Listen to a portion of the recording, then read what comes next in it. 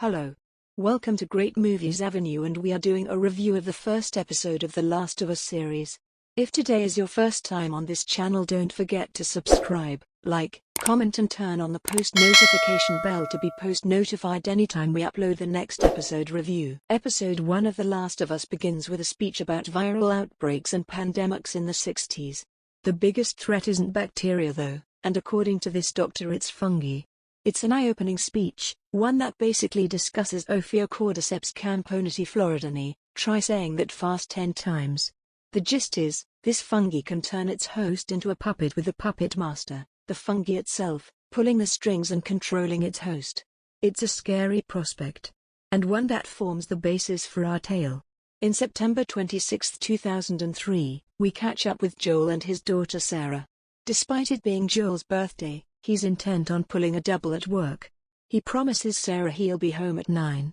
Before she leaves, Sarah takes a watch and a stack of cash from the upstairs drawer. After school, Sarah has the watch fixed up, explaining the money. However, police flying by the shop in their patrol cars is enough to spook the shop owner's wife, who hurriedly shuts up shop and tells her to leave.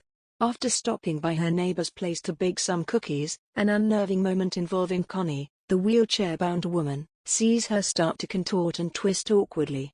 Thankfully Sarah manages to get out before things really kick off, and before she actually sees this take place too.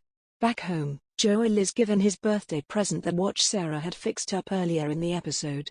The entire scene is beat for beat the same as the game, and it's beautifully done.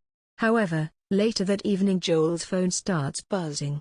It's his brother, Tommy. He's in Travis County Jail after starting a fight with some guy swinging at a waitress going mad.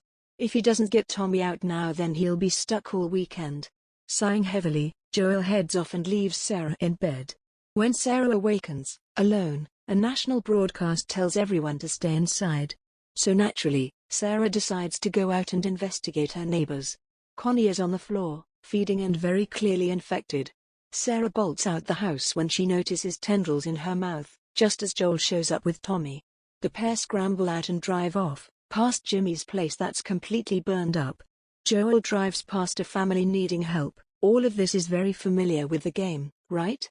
And eventually into the heart of town. Their original play to get out goes completely awry, especially when a jet plane crashes down onto the road. Joel scoops up Sarah and takes off when they regain consciousness, but just before one of the infected gets her, a soldier shoots him in the head. Tommy is gone, for now, while Sarah's injury from the crash is a point of contention. Unfortunately, the soldier has instructions to shoot. After firing a barrage of bullets, he looks set to kill Joel until Tommy returns. As for Sarah, she's fatally wounded. It's no good, she's dead. We then jump forward 20 years later. We're in Boston, 2023. A kid wanders into town and is picked up by authorities. He's unfortunately infected and as such, injected with something that kills him outright. His body is picked up by Joel, who works burning bodies. He's eking out a living, taking whatever jobs are going, and living in a tight-knit community. Joel meets with a soldier who owes him ration cards. In exchange, he hands over pills that are apparently from all the way out in Atlanta. He also brings up the jittery nature of the soldiers, who have been under heavy fire from the Fireflies lately, a rebel group intent on cutting out this authoritarian rule from the government. We also meet Tess, a woman who finds herself scrambling out a building after it blows up. Clearly this is the Fireflies' doing, but there are soldiers on the streets fighting with this rebel group. Unfortunately, the police believe Tess is a Firefly and take her away. Joel is still desperate to try and find Tommy in the wake of all this, as we learn the pair were actually separated earlier in the timeline. Joel is drinking heavily, popping pills, and eventually is reunited with Tess. She's been in federal lockup all day. Tess breaks the news that they need to get the car battery back, which Robert, the man she met earlier in the episode, has sold. In order to get the details, they need to find Robert, get the truck, and then go and find Tommy. Another character we're introduced to here is Ellie, going by the name of Veronica. Marlene and the other Fireflies inside Boston are keeping her locked up, but they intend to leave and head west with her, believing she's their salvation. Now, Marlene heads upstairs and hands back Ellie's bag, unlocking her cuffs and revealing her true name. Ellie calls Marlene a terrorist, who scoffs at the idea, even though it's true, and goes on to tell Ellie crucial intel that could change everything. Everything comes to a head when Tess and Joel run into Marlene and Ellie whilst trying to find Robert, who has screwed both groups and is lying dead on the floor.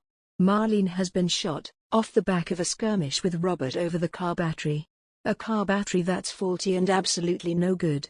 Marlene points out that both Tess and Joel are more than capable of taking over her original mission of ferrying Ellie outside the city. The target here is the old state house where other Fireflies are located. Heading there, Marlene promises they'll have a car battery, guns and everything else they need. Joel agrees and they head out in the dead of night. Unfortunately, they're spotted by a soldier. The same soldier who Joel tried to make a deal with earlier in the episode. He checks each of them for infection, but Ellie stops him. When the guy points a gun at Joel, he flashes back to those horrible moments involving Sarah and kills him outright. As for Ellie, it turns out she's actually infected. But her wound is 3 weeks old and she's actually immune. As they scramble out the city, they're dwarfed by a skyscraper, sticking out like a giant tombstone in the eerie, rainy sky.